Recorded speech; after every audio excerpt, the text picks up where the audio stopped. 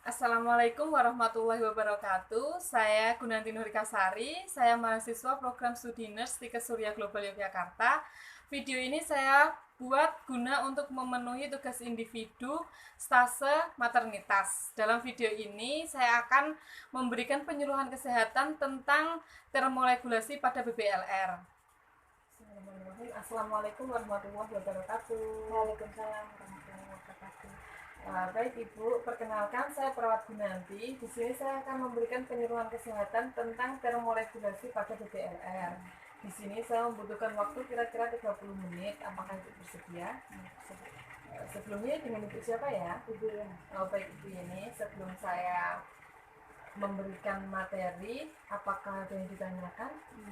Baik, kalau tidak ada, mungkin nanti jika ada yang mau Ibu tanyakan, nanti Ibu bisa bertanya setelah saya memberikan materi ya Ibu.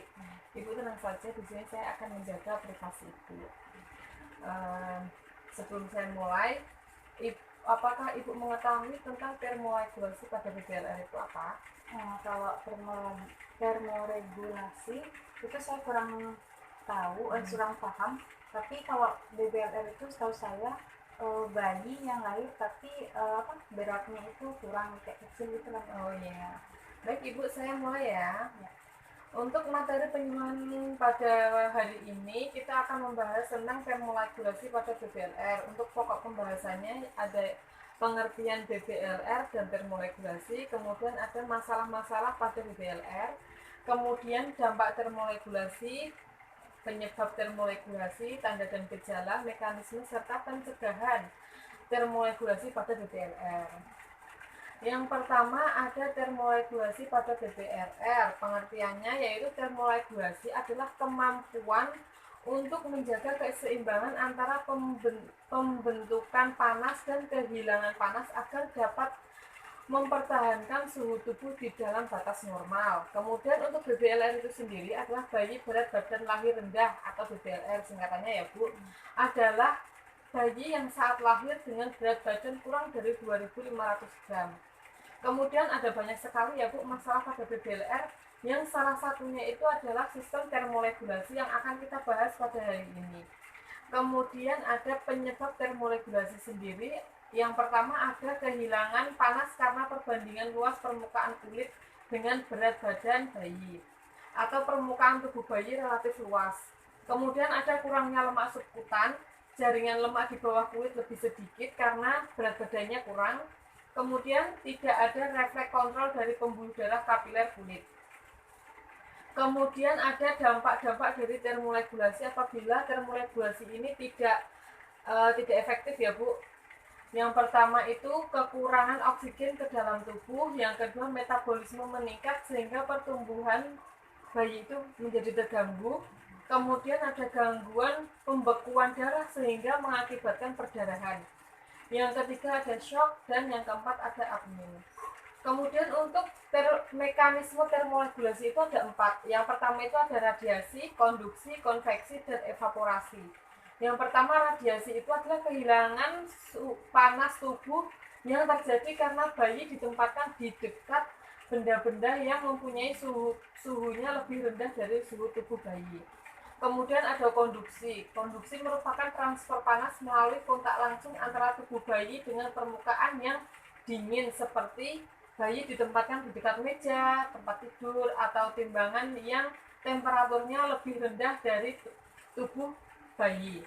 Kemudian ada konveksi. Konveksi merupakan perpindahan panas melalui aliran udara atau air. Kemudian evaporasi adalah kehilangan panas karena penguapan cairan ketuban yang melekat pada permukaan tubuh bayi. Kemudian ada tanda dan gejala dari termoregulasi itu sendiri.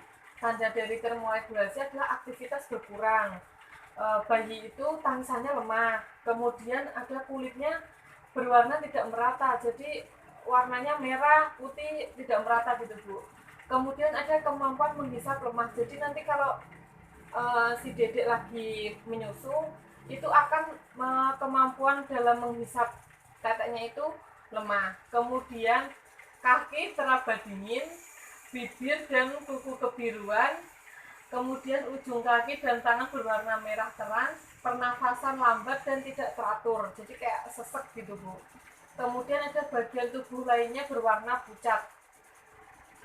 Kemudian ada gejala dari termoregulasi, bayi tidak mau menetek karena kemampuan menghisapnya lemah. Kemudian bayi tampak lesu dan lemah karena ini tadi bayi tidak mau menetek, jadi akibatnya bayinya tampak lesu dan lemah. Kemudian tubuh bayi terasa dingin. Dalam keadaan berat, denyut jantung bayi menurun dan kulit tubuh bayi mengeras. Kemudian ada bayi menggigil atau ketika diukur dengan termometer suhunya itu berada di bawah 36,5 derajat Celcius. Kemudian ada cara-cara pencegahan dari termoregulasi ini. Yang pertama, keringkan bayi dengan handuk atau kain yang telah disiapkan di atas perut ibu. Kemudian selimuti bayi dengan selimut atau kain bersih dan hangat, serta segera mengganti handuk atau kain yang dibasahi oleh cairan ketuban. Jadi bayi itu sudah lahir, sudah dilap pakai handuk, diusahakan handuknya itu segera diganti karena sudah terkena oleh cairan ketuban. Kemudian selimuti kepala bayi, pastikan bagian kepala bayi ditutupi atau diselimuti setiap saat. Kemudian yang keempat yaitu tempatkan bayi pada ruangan yang panas. Suhu ruangan atau suhu kamar hendaknya antara 28 sampai 30 derajat Celcius untuk mengurangi kehilangan panas karena radiasi tersebut ya Bu. Kemudian yang kelima adalah anjurkan ibu untuk memeluk dan menyusui bayinya. Kemudian yang keenam, jangan segera menimbang atau memandikan bayi baru lahir. Jadi jangan segera menimbang karena di timbangan itu kan permukaannya lebih dingin ya Bu. Jadi nanti malah menyerap suhu tubuhnya dedek. Baik Ibu, sebelum saya akhiri, apakah ada yang ditanyakan? Ada Mbak. Nah kan ini barunya rendah lahirnya. Ya. Nah apakah mempengaruhi nanti tumbuh kembangnya untuk kedepannya? Oh, baik. Untuk tumbuh kembang bayi dengan berat badan lahir rendah itu akan mempengaruhi masa yang akan datang untuk perkembangan dan pertumbuhannya. Apabila bayi yang dilahirkan dengan berat badan lahir rendah itu tidak diperhatikan dan tidak dirawat dengan betul-betul, maka akan mengakibatkan komplikasi untuk kedepannya, Bu. Seperti itu. Jadi harus dilakukan pencegahan-pencegahan yang saya jelaskan tadi untuk mengantisipasi komplikasi jangka panjang. Seperti itu. Baik, apakah ada yang ditanyakan lagi, Bu? Tidak ada. Baik, kalau tidak ada, saya akan mengevaluasi materi yang sudah saya berikan tadi kepada Ibu ya. Yang pertama tadi ada pengertian dari termoregulasi dan BBLR. Untuk pengertian BBLR itu sendiri apa ya Bu?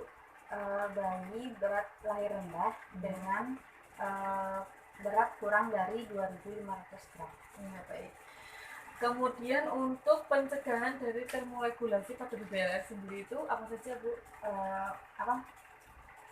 Taruh pada saat dilahirkan, Ya. segera taruh di atas ibu dan berikan tutup kepala dan selimuti dengan handuk yang hangat agar bayinya tuh mengalami merasakan hangat. Ya. Terus jangan langsung ditimbang setelah lahir karena akan mempengaruhi suhu tubuh bayi. Ya. Terus taruh di ruangan suhu 37 derajat. Ya, 28 sampai 28 sampai 30 derajat. Baik, untuk hari ini itu saja ya Ibu. Hari ini Ibu sudah bagus sekali, sudah mau mendengarkan materi dari saya. Semoga bermanfaat. Saya akhiri. Wassalamualaikum warahmatullahi wabarakatuh. Waalaikumsalam warahmatullahi wabarakatuh. Sekian video penyuluhan kesehatan tentang termoregulasi pada BBLR ini saya buat. Semoga dapat bermanfaat. Saya akhiri. Wassalamualaikum warahmatullahi wabarakatuh. Bye.